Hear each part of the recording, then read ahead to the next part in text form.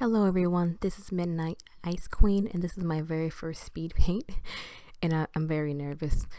It's not often I'm on camera or even on recording, and it's been even longer since I've been on my tablet, since I've even worked with this new program I got. It's something I haven't used much before, so I'm still trying to get a touch of it, but nothing is as familiar as your very first digital editing software. In my case, it was Photoshop. I feel like it just made so much things simpler. But anyway, I came here to talk about, I guess, my new project. One of them that I am going to be putting on the back burner soon, and then a new shorter one that I'm gonna be doing in the year, this year 2020, in the hopes of completing it this year 2020. Now, I have made 3 visual novels that I have completed, and even though I sketched and planned and thought of so much more, this one I'm hoping to complete this year before the end of the year, if I don't make it too long. Now, the girl I'm actually coloring is not part of the visual novel I'm working on, and visual novels is the things that I like to make best right now because it seems much more user-friendly for me to operate by myself as a non-coder.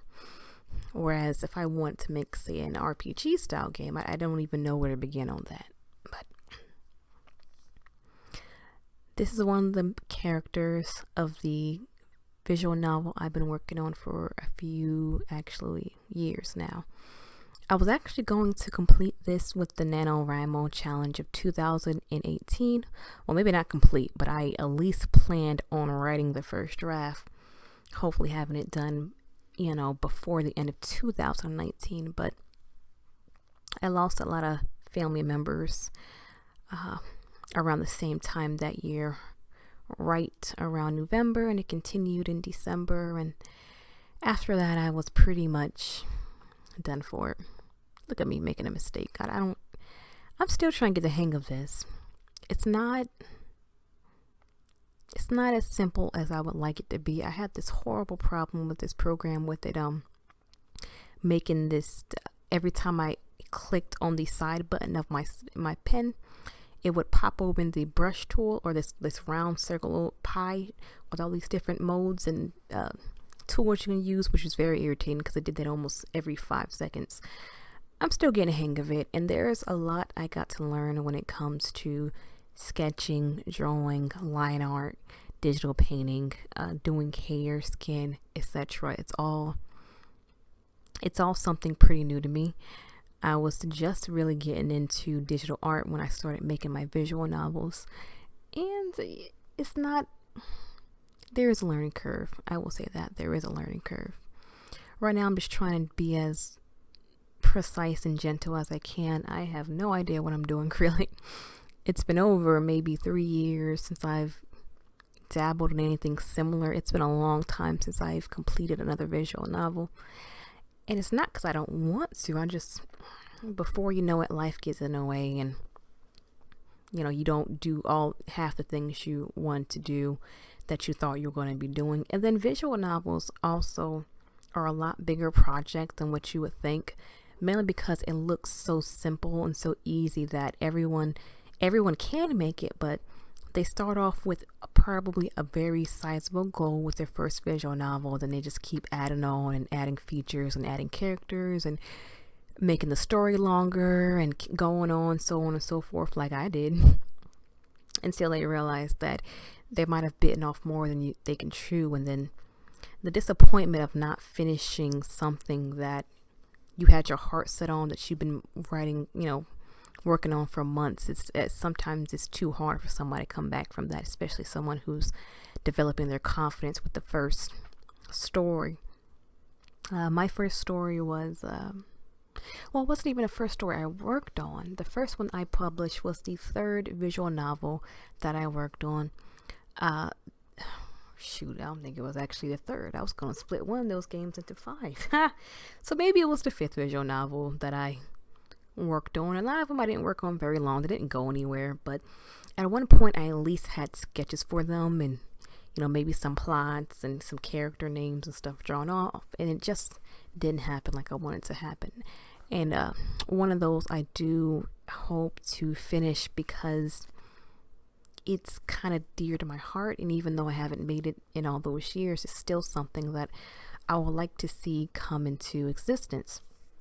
The thing about being a creator is that there really is no one who could tell the story like you tell it.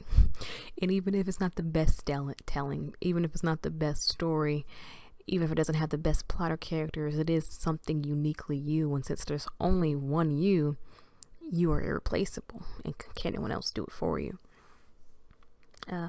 So a little bit what happened to me in the end of 2018. I had gotten a call that my grandma, she had about 3 strokes. One of them sent her to the hospital. Eventually she got released, and she came, she was released from the hospital. She went back to her home and did her regular things. About a week later, she had another stroke, and she ended up on the ground. She didn't have anyone to pick her up, and no one was there to hold her or catch her. And then she had another stroke again while she was on the bed. And my grandma, she's one of those people who she does not want to be hooked up to any machines. She doesn't want no artificial life preservative type situation. When she woke up for the second stroke in the hospital bed, she was hooked up to all these tubes and all these IVs and stuff. And it had things in her that she didn't want, so she started tearing them up. And they had to eventually put her in a medically induced coma. And so after a while, those strokes really deteriorated something in her that couldn't be repaired. She was just too old. Her health was too fragile. And then when she tore those IVs and those needles away from her, she actually hurt herself more than she thought she did, which also didn't help anything. The doctors eventually gave her a short while to live, and told my uncle and my mom and my aunts that they need to think about other arrangements for her, hospice, or even possibly pulling the plug, because her quality of life was not going to be the same. And when I got that phone call and I heard it, I really was just stunned. And I don't know if any of you ever had some news like that. There's people who face this way younger than I have, but when I got it, I listened to it, and I was, concerned for my mom, because this is her mom. I was concerned for her, and even though they don't have the best relationship, nobody really wants to see their parent, going out unless she's like evil. Excuse me. As you can see, I don't really know nothing about skin, which is something I gotta learn. Whatever. This is a voiceover. I already went over everything, so I did this. So I think what I do afterward with the skin is okay. It's not the best, but it's okay. But anyway, after I talked to Mom, I went to work, and I thought that I was gonna be okay. Excuse me. I thought I was gonna be okay, and I was worried about being a lending ear for my mom in case she needed it. But then when I got to work around 12 o'clock is when it started to sink in to me that what was happening. And about a week after I got that news, they told me that they were going to pull the plug. So when I went there, when I got that information, and mind you, my mom called me while I was on my break at work. When I got that information, I sort of just, I just broke down, and I didn't think I would cry from Grandma because we weren't that close. I didn't get an opportunity to be with her that much, partially because of her bad relationship with my mom. And also, she doesn't have the best spirit, I guess you can say, around kids. She can be a little bit rough, but I cried for all the things that weren't going to happen. The loss of opportunities, the fact that a lot of damage was done in my grandma and my grandpa when they was fathering my mom and parenting my mom and my uncle and my aunts, that was not going to be settled. A lot of old hurts. You know, a lot of parents, when they get older, they know better, or they do a little bit better, but in the midst of raising kids, they make a lot of mistakes, and there's some stuff that happened that shouldn't have happened. And I was sad for all that. I was sad for her never getting to see my kids or me getting married. I was sad for my mom not getting the closure that she needed, from a not good family situation. I was sad for a lot of people not getting the closure they needed, that there was no more time, that this was literally an end, and that she was gone, and that, I had to leave early because I was crying. And it was a bad time for me to leave early because at that time we was swamped with a whole lot of calls. But I just, I was just crying in my little booth, my little cubicle thing, and I was no good. So eventually my supervisor made it work so I can leave early.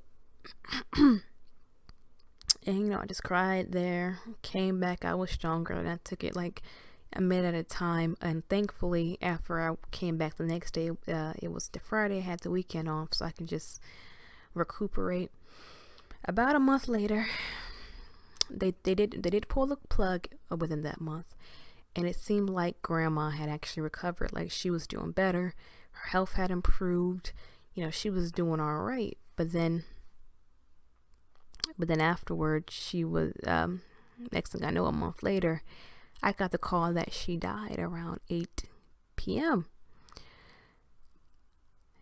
And I just listened, and I'm like, okay, I'm sorry. I told that to my mom. Sorry that she was going through it, and asked how she felt, and she said she was feeling okay about it. But death, sometimes you don't feel it right then. Sometimes you really just can't react to it right then. You gotta keep it moving. You gotta, you just can't. So I didn't feel anything right then besides sadness. When I went to work the next day, I get to work at 8. I didn't even get a chance to get into, to clock in. And then my dad calls, and he tells me that my stepbrother had passed. He fell asleep at the wheel of the car, and that he hit a tree and he died. And then, that plus my grandmother, and I was trying to get my composure before the day started when I was in the lunchroom before my dad called. He never calls me in the morning, so I'm like, okay, what's going on? He asked how I was doing, and I said, I'm not doing too good. My grandma died. And then that's when he told me that my stepbrother died and how he died and all that. And then I just, end up bawling, and I had to go. Like, I literally had to go. And luckily, somebody had came in and saw me crying, and she got the lady from HR, and they had bereavement there, so I was able to leave. And I took a minute to go in the bathroom and get my stuff together, and then I left. And then afterwards, about a few days later, I found out that a cousin died. And within that same week, I found out about all 3 of these deaths. And luckily, I did have bereavement for my stepbrother and grandma, so I had some days off that I didn't have to go to work. And it was in December, and we had New Year's Eve and New Year's Day, Christmas Eve and Christmas Day. So I had a lot of days off. I only had to be to work for like a day or two, and then we had then we had Christmas. And that next day after Christmas, like I just spent it bawling. Like, I was just crying a lot, and it hurt a lot.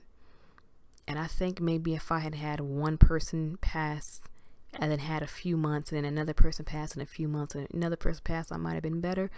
But to have so many of them people in my life pass at the same time, it was devastating. And I spent a majority of 2019 trying to recover, trying to get back in the spirit of living. Unfortunately, around that year too, May time, we had this serious disaster, which took a lot of my time took a lot of my attention. We was working a lot of overtime. We really didn't have much choice. So, it wasn't until my birthday in August that I started to wake up and, smell the fresh air. Whoever is watching this, I'm sorry. I really didn't make this video to bring anyone down. It was actually for me to explain, I guess, my absence, where I've been going through so far, and what's the next stages in life concerning this channel and my visual novel making and my creating at all. So in my life, I had a lot. I'm very much of an introvert, very anxious. I get very scared to put myself out there a lot. And I'm scared of people's negative reaction to like the artwork that I make. I guess not being appreciated, things like that. It's a little bit scary to put yourself out there and make stories and post it and hope people can understand the message you mean to convey. After all those deaths last year in August, my birth month, I started to realize that even before their death, even though I've been stagnant with a lot of things after it, because I've been in mourning, it takes a while to get out of it. I've been holding myself back for a lot longer. That was just a mourning period. That was actually an external situation that caused me to lose a lot of people, reflect, and go to a dark space. And I realized that tomorrow is not promised today. I don't know how much more longer I got, and I have a lot of stories, and I have a lot of creations and a lot of projects that I have been holding back on and not working on and not doing for the longest time out of fear. And I decided that if I'm going to die anytime today, tomorrow, or next year, or 10 years, it doesn't matter. I do not want my life to be something filled with regret. I sort of feel like because so many people died so suddenly that I don't have the option to live such a scared life, such a risk-free life and rewards-free life as well. And so in August, after that, I had to treat myself better because I wasn't taking care of myself at that time. I had to get myself back up on my feet. I had to start eating right and cooking more and stop eating out. And I started working on this story bit by bit. This is my Snow White inspired visual novel. I will leave a link in the description of my Itch.io page and also my page where I post updates on my projects. I've been trying to get into that a lot more too. And this is the Snow White inspired one started off as a small project like every other project. But over the course of it getting bigger and bigger, of course it's not going to be a small project anymore. I'm hoping maybe to start writing on this on National Novel Writing Month and, taking it there and work on those 50,000 words, because this one definitely will make it. The plot alone was about 32 pages. If I make this into a visual novel, it's going to be huge. It's going to require a lot of art. And I've been working towards my first milestone with this project, and it's nearly completed. And which is the prep stage, which is me getting the characters, getting their names, ages, backstories, things like that, getting that long plot point drawn out, so that way I'm not going to write myself into a brick wall, which had been one of my problems. And now I'm getting to the point where the prep stages is almost done. I still got a lot of world building I got to do, which is a big thing altogether. But after I complete this milestone, I'm planning on taking a break and working on a smaller project so that I can have something under my esteem, because my Itch.io page, like I posted, my last visual novel was from years ago. And I have people who follow me and, are looking for my next project. And I appreciate the fact that they even took the time to like my pages or like anything and download it and follow me on behalf of it. And I feel like I've been disappointing them, which is honest. But when I get some more stuff on this, I will dedicate a page for this Untitled Snow White retelling and my new visual novel, my new story I'm working on, which is much smaller and more bite-sized, which is coming well so far. I'll be posting another video with an update exclusively on that. Look forward to hearing more from you guys. Thanks for watching.